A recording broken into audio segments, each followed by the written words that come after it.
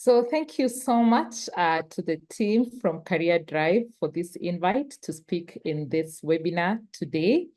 It's so exciting for so many reasons. First, I really, really love encouraging other people and supporting other people as they pursue their career goals. To also appreciate Ayo, who was my classmate during the MPP at the University of Oxford. Very inspirational, very dedicated, very determined, and I really got to learn a lot from Ayo. Also to appreciate everyone who has spared time to join this meeting. I know a lot is happening. There's so much that you could have done this afternoon or this morning, wherever you are, but you chose to join this meeting. And I believe that it will inspire you as you pursue your career goals, as you pursue your education, and as you aspire to even get that scholarship that you've been dreaming about. And, there's always a way to make it. That's what I believe. It's never too late. And if you've been trying and trying and trying, what I can tell you is keep trying. And as you knock on the door, one day the door will surely open. So thank you so much also to the moderator for the great introduction. It's always good to listen to other people as they read about you because it brings back a lot of memories and also gives you that attitude of gratitude for the much that I've managed to achieve so far. And also to appreciate everybody who has been part of my journey, to encourage me, to inspire me. I'm also a product of mentors. I'm a product of people who have prayed for me, and also a product of family and friends who have believed in my dreams. So I am going to start. Really nothing official, so feel free. You can grab your cup of coffee. I have my cup here. I'll be sipping some water as we continue. And I would request the host of the meeting to kindly project the slides for me. I normally have a challenge projecting with my computer. And I would also apologize to the team that I'm not able to put my photo, just like the other person who spoke. I've been trying to sign into the account to upload the photo, and I always feel like I'm going to leave the meeting as I try to navigate the tabs. So I believe because I'm on video, this is going to work well and it will achieve the purpose. So today we are going to look at my journey. It's basically study abroad with scholarship and focus on the UK. And as you've heard in the introduction, my journey has been a journey of upskilling myself. It's been a journey of being strategic to get that next opportunity, not because of myself, but because I'm a change maker in community. I believe in servant leadership. And as you heard, I have a very philanthropic heart. That's why I feel like I go out a lot to assist other people. A very dedicated mentor. I think I've reached over so many young people and professionals in mentorship since 2018 when I started my journey in mentorship. I have so many testimonials of young people, of friends, of family members who, through the guidance, through the inspiration, have managed to achieve their goals. And I can tell you for sure, it's been a journey of dedication and fulfillment, especially listening to people talk about the benefit they have gotten from these conversations. And sometimes you always ask yourself, what can I give back to the community? Because to whom much has been given, much is expected as well. And for me, I chose to give the most expensive thing in my life, and that is my time. Time is very expensive. But again, anytime I speak to people and hear the encouragement that they get, the inspiration and the motivation to pursue their goals, that is fulfilling and very exciting for me. So what's going to be the overview of our presentation today? Just briefly, I'll give my experience as a Chevening scholar. I'll talk about benefits of studying abroad. This is general, so it doesn't matter if you want to go to the UK, you want to go to Europe, you want to go to the US, you want to go to Australia. I mean, it's just general for everyone. Then ask ourselves, why then the UK? Then what to expect while you're studying in the UK? The challenges that you're likely to encounter and how to overcome them, then the scholarship opportunities for studying in the UK, and then I'll also give scholarship and university admission tips, and as well as finally question and answer, which for me is the most important part of this meeting, because when people ask questions, you're able to meet their targeted needs. So what was my experience as a Chinese scholar? I mean, 3 words. I think the next slide. 3 words for my experience as a Chinese scholar: transformative, enriching, and life-changing. Those are the 3 words that I can use. And it is my hope that as you listening in this meeting, that my journey will serve as a beacon of inspiration. We normally say that you are a scholar for a year, but a Chevener for life.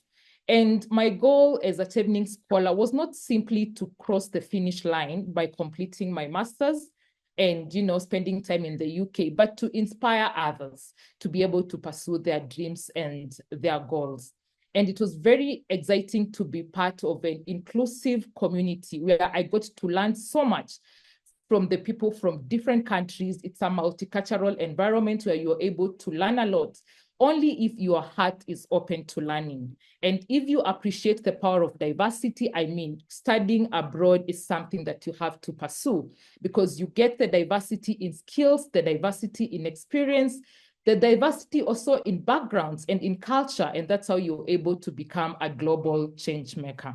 So I remember when I went to the University of Oxford on the first day, not really on the first day, but yeah, let's just say on the first day, you find yourself in, the topmost or one of the topmost universities in the world. And you ask God, why did you bring me to this space? And there's just a lot happening in Oxford. Sometimes you feel like you're this small drop in the ocean, but then again, there's always a reason why you're placed in that place at that particular time. And as I keep saying, and I'll keep saying this, my mission was bigger than myself. I was not just going there for myself, but I was going there for the many young Africans and Africans who believe that they can conquer anything, Africans who believe that they can break all these barriers and take space in also universities that, are seen like, you cannot make it to those universities. And if I can just quickly say that it was very, scary at first, because, in Oxford, you are exposed to everything. And it was really not easy to do everything that you really wanted to do. But for us, I believe, because we are really outgoing and social, we managed to do a lot, even during our time of study. And I approached one of the professors during one of the meetings and asked him, what can you tell me? How will I manage my time in Oxford? Because there's so much that is happening, very enriching meetings, meeting the who is who in society from all over the world. There's always something that, a social activity that is happening, and you really want to be everywhere. And I was like, you're exposed to the best professors, you're exposed to good libraries, you're exposed to, a university with cutting edge research. And he told me one thing: as long as you leave Oxford a better person, that is all that matters. What does that mean? Even when you go abroad, you might not manage to do everything you wanted to do, but as long as that experience leaves you a better person, then that is all that matters. And that is why I used the 3 keywords. It was transformative because it transformed me. I honed a lot of intellectual capabilities that I still use today in my job and in my work as a change maker, and very enriching and as well life-changing. And there's a quote by Henry Miller that says, one's destination is never a place, but a new way of seeing things. So studying abroad, wherever you go, exposes you to a new way of seeing things. And I think we live in a community where you need to be globally exposed, because if you live in your small space, you might never know what happens outwardly. And you need this information, because I believe for you to join this meeting, you're very forward thinking, you have dreams that you want to achieve, you have goals that you have set out for yourself. And most probably, if I was to go into your profiles, I believe that most of you are leaders in your areas of influence. So yes, the studying abroad exposes you to a new way of seeing things. But then why the Chevening Awards? The reason why I applied to Chevening is because first, it's a very leadership focused award. And I see myself as a leader, as I keep saying. And again, it was fully funded by the UK government, so you don't need to incur any expense, because we all know that studying abroad is quite expensive. To the host, I'm quite sorry. I hope I'm not confusing. I'm still on the first slide. But yeah, it's only that I'm holding, yeah, I have to share the experience. I did not write everything there. And then the Chevening Award is still designed to empower future leaders and change makers globally. And because for me, I am committed to community service, I am committed to improving livelihoods and to making the lives of others, much better. I felt that this is a scholarship that best fits me. Not only that, but the fact that the Chevening scholarship is a one-year scholarship for me, because I am a mother, I have family duties. I did not want to go away for so long. So it really worked for me, because only 1 year of study, get my degree, get my master's, and then come back. And I want to encourage, I've heard people who say that sometimes it's hard to get your scholarship, it's hard to get your university admission for the first time. But I got my admission to the scholarship for the first time. I had never, actually, I thought about studying abroad, but due to family related responsibilities, I did not pursue this quite early in my career. And then the one time I thought of applying, I am a strong believer. So I remember going to my prayer room, and telling God, God, I believe this is the right timing. And please, if it is the right timing, please make everything work for my good during this period. I want to apply to the universities. I want to apply for a scholarship. And I want to trust that I'm able to get this at the first trial. Of course, I'm not saying if you don't get at the first trial that God is not in your story. It's always an aspect of God's timing. So this particular point, I felt like it was time for me to go for this scholarship and to go for this admission. I really wanted to pursue public policy. And the reason why I wanted to pursue policy is because I have worked in the energy sector. It is 10 years now of working in the transmission system operator for the transmission system operator in Kenya. And the energy sector is heavily regulated. As a change maker, it's also very important for me to understand the limits and possibilities of policy making. So I did not want to go for a very technical course. I really wanted to diversify my skills, and that's why I went into applying for a Master of Public Policy. Initially, there's this course that I really loved at the University of Manchester, and this was Masters in International Development, Public Policy and Management. Applied for it, got admitted. And guess what? I got admitted and got a fully sponsored scholarship by the Global Development Institute. That is a school-based scholarship.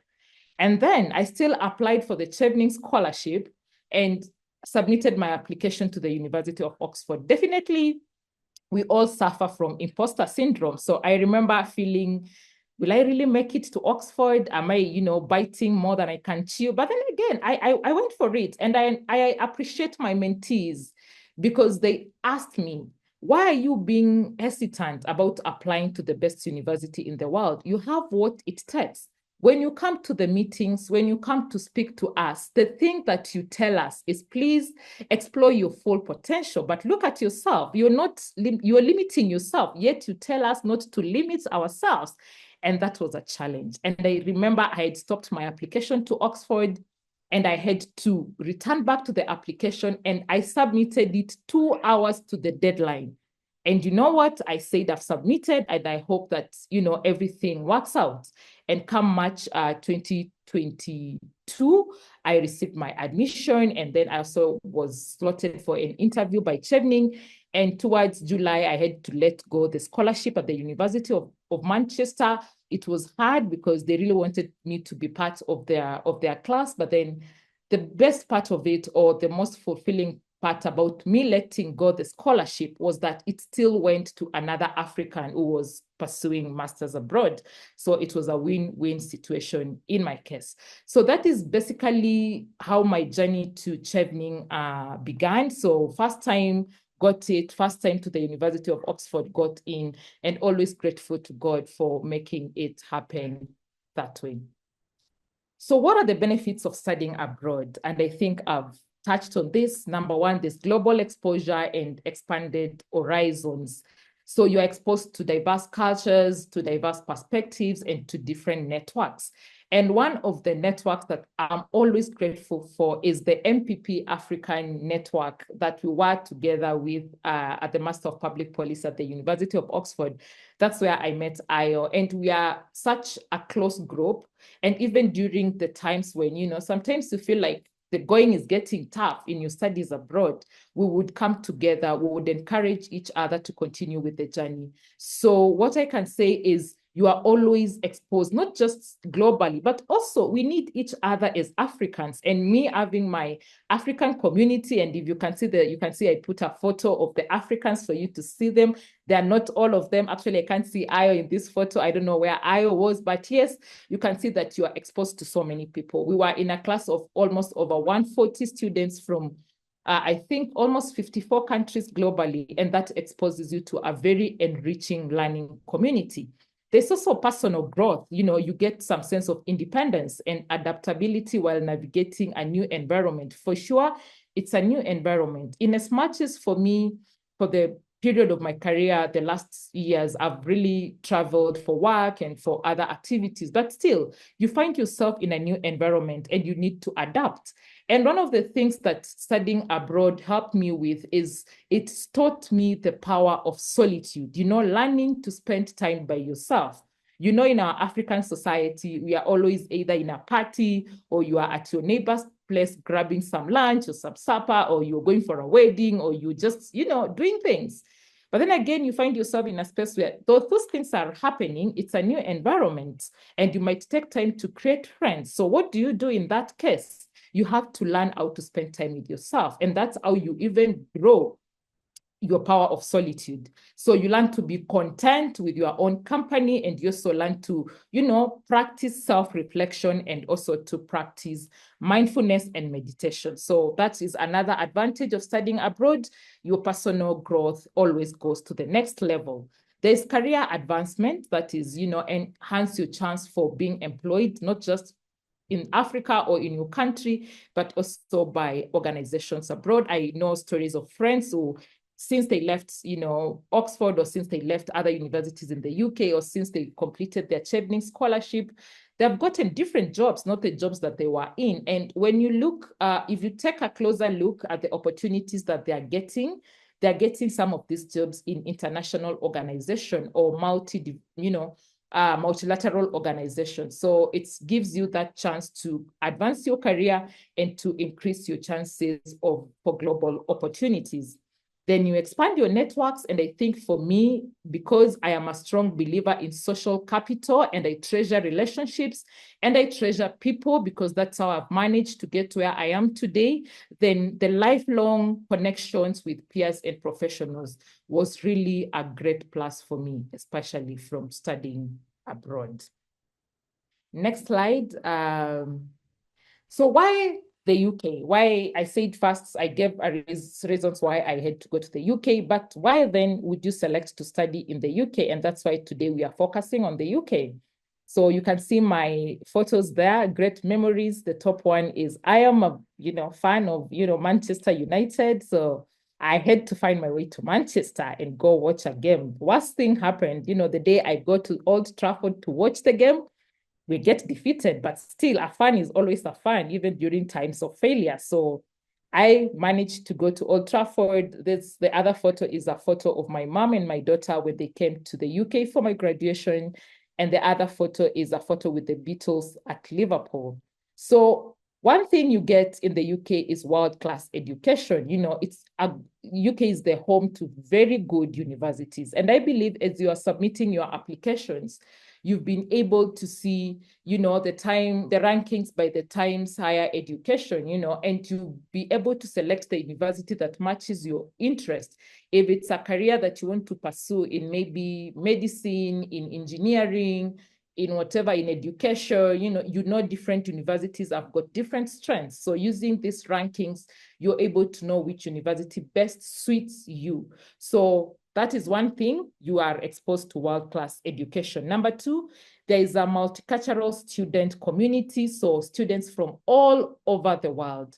I mean, one benefit of being in these regional and global opportunities is every country you get to land, there is a 90% chance that there's someone that you've met across, your journey abroad that resides in that country. And that makes everything easy because you have someone to receive you and you have someone to make you feel at home. So having this multicultural student community is good, even for the exchange of ideas and also to be able to learn. I tell people you might not get the chance, chance always comes, but yeah, you might always not get the chance to travel to all the countries globally. But there are times when the global, perspective or everyone from the world is brought to you. And one of these areas is when you're studying abroad. The world is literally brought to you in one class. So you might not have a passport that, gets you to all these countries. But then again, by virtue of you being in that environment, you are exposed to a student community that is able to give you that feeling of, the world. Another thing is cutting edge research, especially for those who are, looking into doing research oriented courses. Personally, I think our Master of Public Policy was more of a professional course. So what we did at the end was basically a policy report. So you get internship, then you write a policy report on a subject area of your interest. And though it was not really research oriented, there's a Masters of Science that is actually research oriented. But the MPP is more, high level, multidisciplinary, and also very multidimensional. But again, it's still a very good master's for you to pursue. So if you want to pursue research related courses or to do research in any particular area of interest, then the UK is a place for you. Then rich history and culture, I mean, vibrant cities. Everybody, I think, wants to go to London. You have cultural heritage. You're able to visit the museums. You're able to go to the football museums and also to understand the British culture. Then, it's very close to Europe. So if you want to travel, you can always navigate your way to the Schengen region. Though this time around, you need a visa to go because of Brexit. But again, you are very close, and traveling within this environment is very cheap because, 30 pounds or 20 pounds and you find yourself in Europe. So it exposes you to that and you're able to grow your cultural experience and, have cultural exchange by just virtue of being in the UK. Then another thing is flexible study options, and that is what I talked about. If you are someone who is having family responsibilities or you don't want to stay much long in the UK, though I know this is debatable. I think most people I've met really want to stay back in the UK, or they want to stay back wherever they find themselves abroad. Not because they don't love Africa, but because it's a world full of possibilities and opportunities.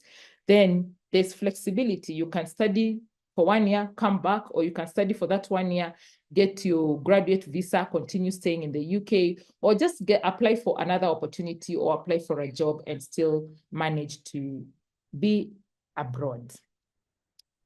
So what to expect while you're studying in the UK? I think it's basically what you've said. So diverse learning environment. So there's, the learning there is interactive. There is, collaboration. We have seminars, we have discussions, we have group work. And I think these were the most enjoyable parts of my MPP, because when you interact with people, when you listen to people, when you exchange ideas, when everybody's voice is appreciated, when you don't feel underestimated just because you come from Africa, actually, your voice is more valued because when you go out there and you're from Africa, or maybe from the global South countries, sometimes they might have a skewed perspective about what Africa is. But you've been given a platform to even demystify Africa and to be an ambassador for your continent. So this collaborative learning and diverse learning environment gives you the ability to be able to be an ambassador of the African continent. As well, there's exposure to global perspectives, rich exchanges of ideas and experiences in this learning environment. There's cultural adjustment, you are exposed to new social norms. It's new weather. I mean, if you've not experienced winter, summer, autumn, and spring, you get to experience it for the first time and you have to be there the whole year. And sometimes it's not easy, but then again, you are expected to adjust yourself, even culturally. You know, the culture of the British people is different from the culture of the African people. You find yourself in a space where maybe people are very individualistic, or we come from a community in Africa where people are communal. You will need to adjust to that. You know, there's something I was telling Ayo, and, you know, the BSD group we used to, the African BSD group we used to discuss is, you know, sometimes we learn how to smile. You know, people smile at you and you're smiling back. You know, you're used to going, hugging people and, you know, being very close to people, because that is what we know in the African community. Then you need to understand, how is their greeting? How do they expect you to behave? How do they expect you to keep time? So there's always that adjustment that is needed. And also now you're exposed to a new academic system. I think this was most of the challenging things for me, because I had come from the Kenyan education system ever since I started my education life. And then you come to a university where, you know, even the way you're tested is different. Everything is essay writing. And I'm so, so grateful, because, you know, when I opened myself to learning, I was able to understand the art of essay writing, because you're able to express yourself. And the best thing is, you are in education system where you're not competing. You are in an education system where you're given the leeway to express your thoughts and your opinions without being told you are wrong. Actually, I don't think there's anybody who will tell you that you're wrong in your thinking. Every thought is appreciated. Even as you write your essays, whatever you say in your essay, as long as you support it with facts, with evidence, with data, I mean, it's acceptable. So someone can ask you, is this a phone or is this a camera? And you say it's a camera, and someone else says it's a phone. As long as you can back up your answer, nobody will tell you you are wrong in that. Everybody's opinion is appreciated. And you're not supposed to replicate what the lecturer or what the professors have taught you. You're supposed to even have your personal inputs and ideas in your essays or in your academics. Then there's access to opportunities as well, you know, internships, which was part of our requirement for the MPP. We had to do, I think, a 2-month summer internship, which would help you to write the final policy report, which was examinable and contributed to your final score for the degree. So you are exposed to those opportunities, and sometimes even the university exposes you to these opportunities, so they help you get the opportunities. You know, there's part-time work based on your visa requirements or what the visa restrictions are. If you have, I think, the student visa, your 20 hours of work, as long as you don't breach the requirements of your visa, then you're safe. You have that opportunity to do part-time work. And living in the UK is not easy. It's expensive. So this part-time work gives you extra income, gives you exposure, and helps you also interact with UK-based organizations.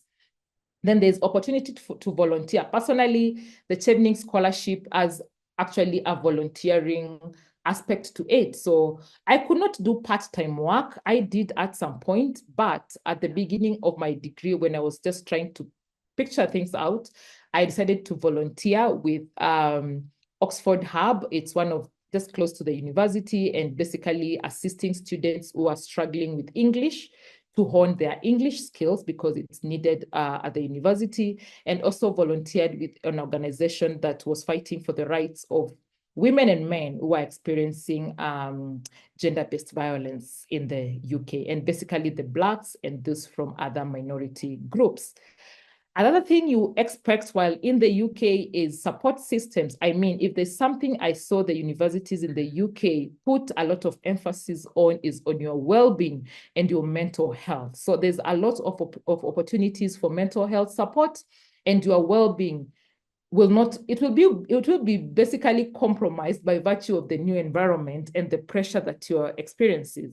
But then there are support programs, there are professionals who can help you to navigate those rough times. So you're exposed to that, and every university has that. So feel free as you apply to the UK, knowing that your mental health will not be compromised by virtue of being in the UK.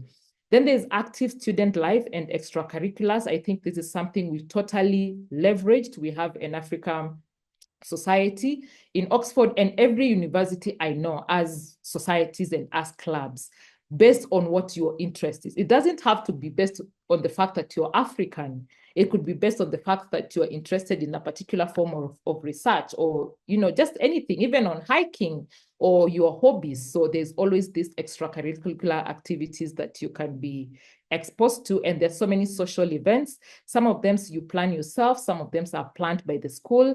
Some of them are also planned by Chevening. So if you're applying for Chevening, and I know it's currently open until the 5th of November, it's my hope that people have started applying. If you're looking to studying in the UK, then you're exposed to a lot of social events that are posted every month on the to your emails and also to the Chevening website, and you can always tag along in these social events.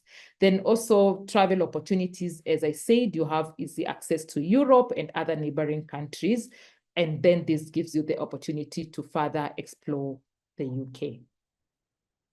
So challenges encountered, and how do you overcome these challenges? And basically, I would say these are some of the challenges I personally encountered. The list is not really everything, but again, I'm just sharing tips that would help you even as you look at your studying abroad. Homesickness, sorry. So you miss family, you miss friends, you miss the home culture, but again, you need to just appreciate the opportunity. It's a short time. You can bear with it. Personally, I had to leave my daughter for all that time, but apparently I had to come back at some point for just 1 week to spend some time with her, then go back to the UK. So you have to stay connected with your family, and we live in a world that is technology driven. So you can be able to use video calls. You can be able to even have a support system of the fellow students, because everybody who just came to the UK to study or to be there, for anything for the first time, they're experiencing the same challenges. I think the challenge is common to you all. It's like you're fighting the same challenge. So you can find comfort by spending time together and by being each other's support system. Definitely, there's the academic pressure. There are high expectations, there's a lot of workload, and there's need for effective time management and self-care. The reason why I'm saying this, I remember during some of our classes, you'll be given pre-reading notes for you to read, and it's many pages, and you have to summarize. And oh my God, look at me. I went there and I was being this, I think from my academic system, I was trying to read everything, until one day IO exposed us to the AI tools. And then I realized there's a tool that's called Chat PDF, where you can actually, put all these things and it summarizes for you. So these are some of the tips that I got, though very late, but still grateful that I got the tips. But then again, there's high expectations and the workload can be much. But please manage your time well. Don't just kill yourself with studies. Find time to also pursue other aspects of your life abroad.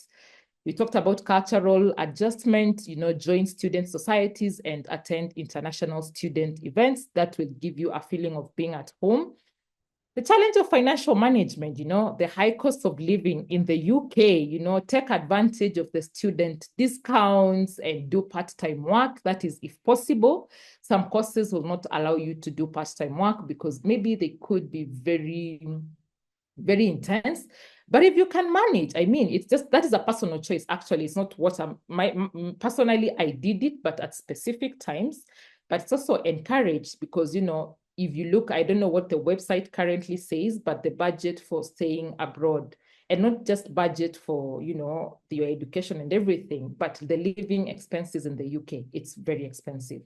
From the stipend that I used to get as a Chevening scholar, I think either more than half of the stipend was going to accommodation alone. So remember that, balancing your financial aspects is very important. And you need to travel, you need to send some money home. For some people, we are Africans. When people see you go there, they think this is the end to their problems. So they expect something from you. So you have to have all these aspects of, financial management put into consideration. Weather and seasonal changes, I say that it can affect your mood. Sometimes the night comes in early, at 4 p.m., then, early it rises and then you're like really confused.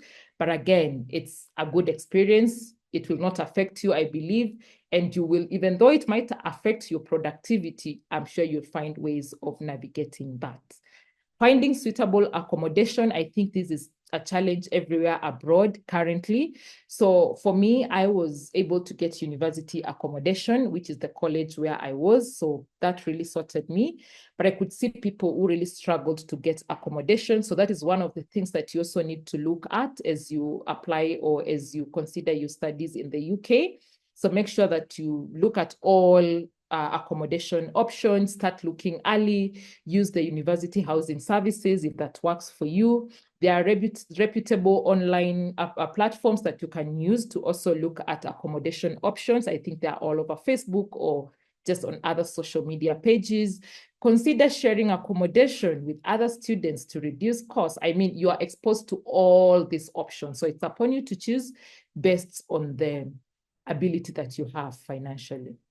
Then the healthcare system navigation, I mean, you get to the UK and it's not just where you just wake up in the morning and you have a headache or you have a toothache or you're feeling not so good and you have to walk into a hospital or into a healthcare center. No, you have to register yourself to the NHS, and then you have to also register with a local doctor, which is the local GP, for you to be able to access your medical services. So what you need to do as soon as you arrive in the UK, please register for this and you will be able to be sorted if you want to seek medical attention. Then the other challenge is work-life balance, that is balancing academics, part-time work, social life, and this can be really, really overwhelming. But what you need to do is to set your priorities right. Make sure that you don't ignore other aspects of your life. Remember, the first thing that took you to the UK is studies, but studying is not the only thing that you're supposed to be doing. Please, if you find yourself anywhere abroad, whether the UK, the US, Poland, or wherever you go, please find time to also explore the country. Have that holistic view of your life abroad. Don't just stick yourself to studies, but again, mind your well-being, mind your work-life balance, and ensure that you don't experience burnout. I think this would be the most interesting part for most of us. I don't mean that the other part was not interesting, but I'm sure everybody is looking at the scholarship opportunities for studying in the UK. The good news is the Chevening Scholarship is still open. It is not the only scholarship to the UK. I think people tend to think it's the only scholarship. There are so many other scholarships for studying in the UK. There are government scholarships that are fully funded by the UK government, and they support international students to pursue various academic fields. So in this case, it is you to tell them what course you want to pursue. That's why in the Chevening application essays, there is a component of why study in the UK, and they give you an option to choose 3 universities. And you know what? At this point, you could be still confused. I was there when I was applying for Chevening in 2021. So my first option was University of Manchester. My second option was University College London. And my third option was University of Sussex. I applied to University of Sussex, I get rejected. UCL, I thought they were I tried to ask for the waiver of the application fee, that African way of doing things, and a waiver of the English test, and they were a bit adamant. But then I had gotten into the University of Manchester, so I did not continue to apply to the other universities. But then later, as I was speaking to some global friends, they asked me, why not consider the University of Oxford? I've already submitted my Chevening application. It's gone for consideration. And University of Oxford was not anywhere in my Chevening. So I was worried, if I get it, will I be able to change? And let me tell you something, anything is possible if only you dare to ask. So the only thing that I wanted at that point is get me to the interview, write competitive essays that give you a chance to interview for the scholarship. Then every other thing I need to request, I can request it during the interview. So I still went ahead to apply for Oxford, which was not in my initial Chevening application. And when I was given the chance to interview, when we completed the interview and then they ask you the question, do you have a question for us? For me, I asked questions. I tried to be as charming as possible. And then again, I made a request to the panel. I applied to Oxford. It was not anywhere in my application. It was an afterthought. And, sometimes I told them I dealt with imposter syndrome. So I thought, putting it there maybe would compromise my chances. So, but now, to my surprise or by God's grace, I have the admission to Oxford. Can I now put it at this point to be considered? And they were very open. They were like, send us the new, your first choice, your second choice, and your third choice. So I managed to change during the interview stage. And true to their words, when I went into the system, they were able to accept my request to have Oxford as the first choice. So at this point, you might be going through confusion, wondering, what if I come through another course that is better than what I am studying now? Please, what I'm applying for now, there's always a leeway. The first short-term goal that you need to aim at is writing competitive essays that get you to the interview stage. Other scholarships are university scholarships. That's why I gave the example of my University of Manchester scholarship. It was a university-based scholarship for Africans. So for each and every university you're trying to apply to, please go to their website, go to the departments, even drop an email to the departments and ask them, I'm applying for this course. What are the funding options that I have? I can tell you for sure, I did not only apply to Chevening, I applied to over 8 scholarships, I think almost 10. But then again, as we say in this world, and it's good when I was listening to the testimonials, some people were saying they had to diversify and to apply to different scholarships. Some people even got not fully funded, partial scholarships, but they still tried to apply again. So please diversify your university admission options, diversify your scholarship options.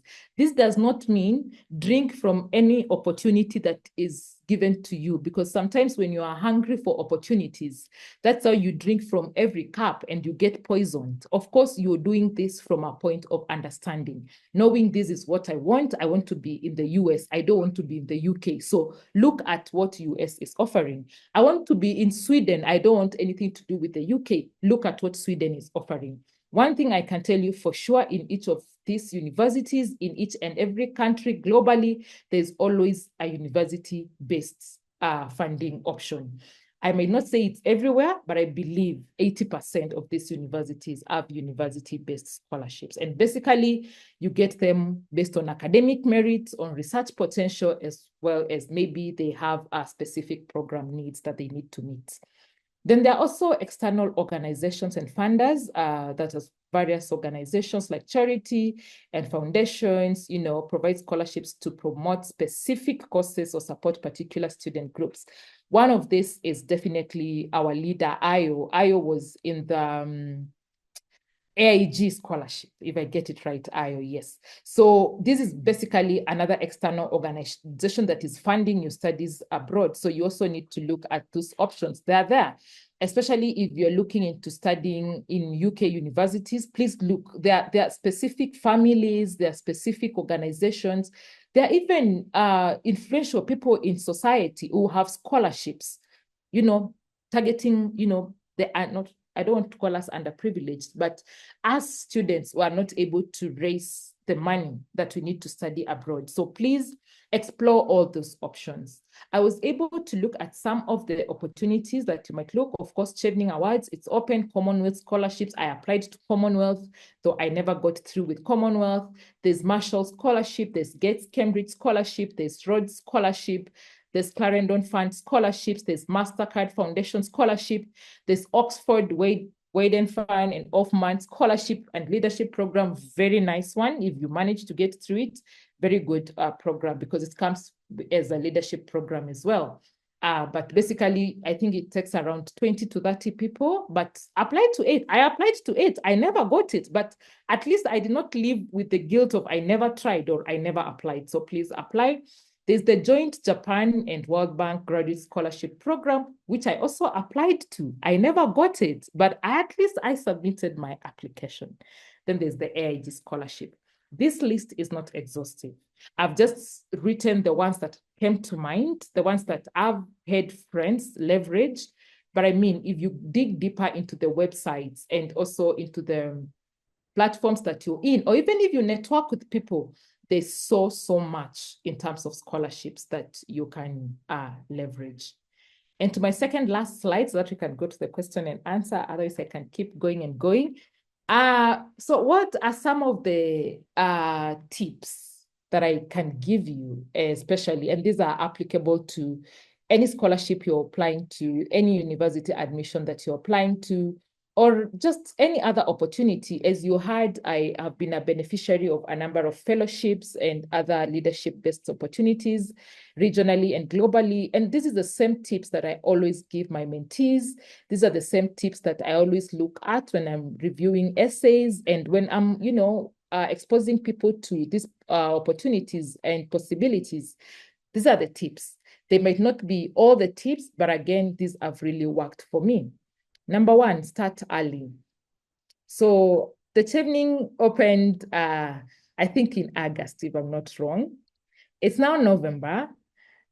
And again, I know we live in a society where a lot is happening. So, we have to prioritize, there's work, there's family, there's hobbies, there's friends, there's school, and there's all these things. So you might find yourself being caught in that rush during the last few days. I can tell you for sure, as we speak, the number of essays that are waiting in my inbox are more than the ones that I had in September. And this is because I understand the Chevening is closing on the 5th of November. But I can't blame anyone, because we live in a society that, time is limited, if I can say that. But then again, you need to start early. It gives you some sort of confidence. And the best thing with some of this scholarship, for example, the Chevening scholarship, the essays never change. The essays we wrote in 2021 are the same questions that you're responding to in 2024. What that tells you is you can even start even before the scholarship call is open and still work on your essays. And it gives you more peace, because when the scholarship opens, then you're not really, struggling to get information and to prepare yourself. You're very, very ready to submit your application. So research the deadlines, the eligibility criteria, the requirements, if they need the English test. Personally, I had to do an English test for Oxford, but I did it after I got the admission to the university. So I waited, I tried to not approach or apply to universities that expected me to have that before I get a scholarship. And this was from a point of, it's very expensive to do this exam. So I was like, let me wait, see what I can get. Maybe it will not require this, or it will require this, then I can cross that bridge at that time. Then I get admitted to Oxford, and one of the requirements was that I have to do the English test. Definitely, I did not just do it fast. So I tried to write emails and ask them, please, I speak English. I've spoken English all over through my studies. My university education at the University of Nairobi was English. I've been sent by my organization to represent them internationally. I can tell you for sure, I did everything not to do this test. But then again, it was the only thing that was holding me. It was the only barrier between me and my studies in Oxford. So I just chose to do it. And thank God I got the cutoff or the band score that they required. Also, research on the application fees. I know personally, I paid the application fees to Oxford as well. I mean, you can find your way to navigate around it. I'm not sure if they waiver it. Maybe that part I'm not so sure, but you can always ask. It doesn't hurt to ask. Then this is where everything comes to prepare a strong application. And the reason why I'm saying this is everybody who is applying to all these scholarships is qualified. I know our African people. And now that I think most people in the call are from Nigeria, I know you, my Nigerian brothers and sisters. You are well taught. You are very competitive. I've met you. I have friends, and they even encourage me to do more. So you are all competitive. You are all doing very well. So what will set you apart? It is that application, because the person who is reviewing your application, they don't know you. They have not seen you. They don't even know what you can do. They don't even know your potential. But they are reviewing over 1,000 applications, and they just want to get 20 people from this review. So what are they looking at? They just want to look first at the first impression. Like the first impression, even in the way you look as a person, really matters. So they will read. I tell people, even though you might struggle with other essays, the leadership and influencing essay, please give it your best. It is your first interaction with the person reviewing your essays. So allow them to see you through your writing, so that the time they meet you for the interview, they're just confirming that this is the person who wrote the essays. And how do you do this? You do this by being authentic in your application. Say everything. It is you. It is your unique story. And you've been given the ability to share your story to the world. Share your story. It is unique. It is inspiring. It is transformative. And that's how you get to be able to get your chance to the interview. I normally joke with my friends and with my mentees and with people that I meet and encourage. If you give me the opportunity to proceed to an interview, I mean, there's no way. It is, okay, I'm not saying it has to happen, but I will try my best to charm you and to express myself, because I know I have the passion, I have the qualification, I have a great drive to transform my African continent in my own little way. So if give me a chance for the interview, then I'll try my best to submit my case to you. But again, imagine if you're denied a chance to the interview because of your essay. And I'm not saying if you're not proceeding to the interview state that your essay was not good. There are so many other factors that come into play. I know people who have even done much than I have done, or maybe they could be having more leadership potential than I have, but they have applied, but they have never gotten it. And they keep asking me, what is this that makes me not get this scholarship?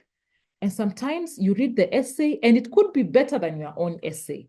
So I keep saying there are so many other factors. It could be literally, it is not your timing. It could be maybe the course that you are applying to is not aligning to the UK development needs at that time, which is a very good thing also to look at. I always tell people, look at what the UK is doing even before you submit your application, and try and align your courses to that. Of course, don't be just driven by that, because you also have your own area of interest, but it's always good to align to the requirements or to the development needs of the UK. So write competitive essays, highlight your leadership and academic excellence, show how the opportunity will benefit others and make a difference.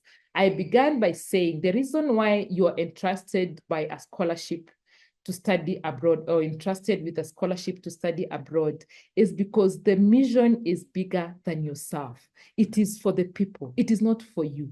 It is not for you to come and brag and say, my name is Winfred. I've studied at the University of Oxford, and feel good about the title. It's not bad.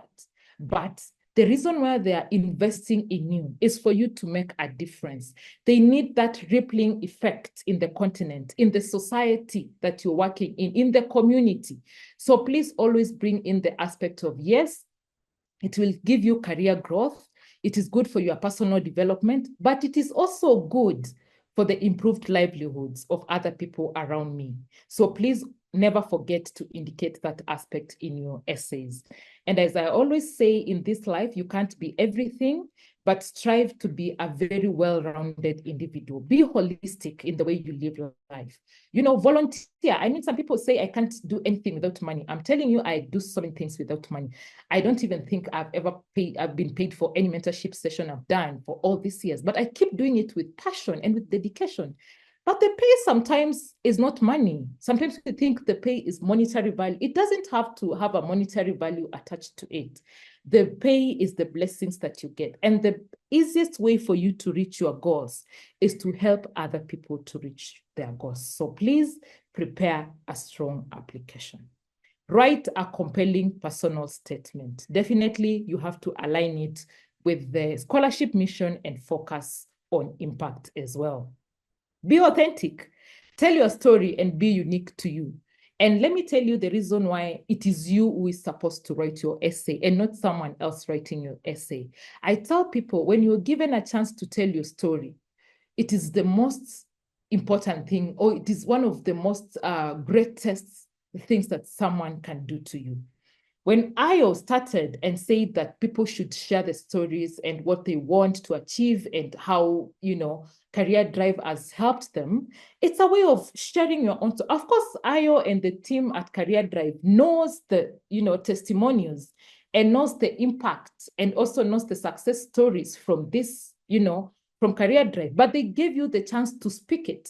It is because when you give other people the chance to tell your story, they might not tell the full story. And if they tell the story, they might not even tell the correct story. And if you don't tell the story, your story might remain untold. So my challenge to you is, as you write your essays, as you seek for that opportunity abroad, be authentic. I know we live in a world where we are trying to mirror or project ourselves on others. You want to be like this person, you want to be in the global map like this, but please just be unique. That simple story of yours of teaching at a university in Lagos, that simple story of yours of being maybe even someone who does delivery work in the organization, you are helping that organization to achieve its mandate.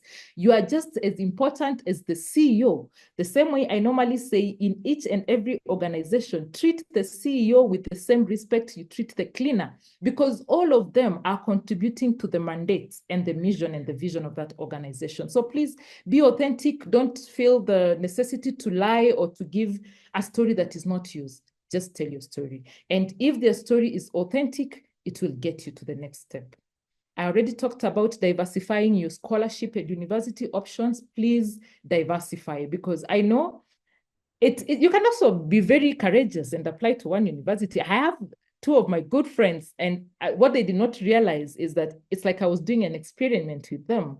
I encouraged them, please apply to this and don't apply to anything else. Just let's focus on this alone.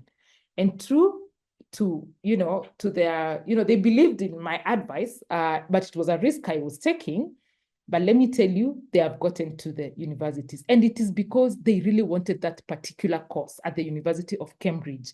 And both of them just applied to that on MasterCard and the other one on Chevening. And as we speak, they have started their studies at the University of Cambridge. So it is good to diversify, but if you feel strongly this is what you want, just go for it and believe that your essay, your qualifications, and your drive for change will take you to that university or will grant you that scholarship. Share your essays for proofreading. Please, if you do, share in good time. And again, there's always value that is added by a mentor or by an alumni who has gone through the process as well. Get strong references. Prepare your referees early enough. Tell them what you want written.